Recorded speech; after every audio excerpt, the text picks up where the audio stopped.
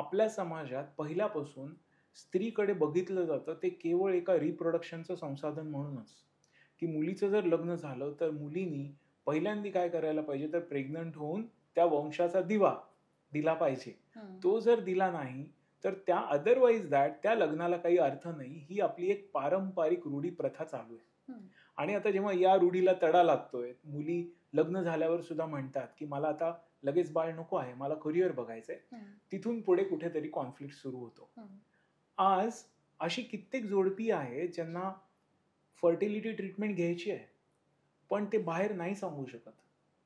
किंबहुना आमच्याकडे जेव्हा फर्टिलिटी ट्रीटमेंट्स घ्यायला कपल येतात, तेव्हा कित्येक कपल्स असे आहेत, ज्यामध्ये ॲक्चुअली मुलींमध्ये काहीच प्रॉब्लेम नाहीये. कारण पुरुषांचं वंध्यत्व हा तर आपल्याकडे एवढा मोठा टॅबूचा सब्जेक्ट आहे, हं.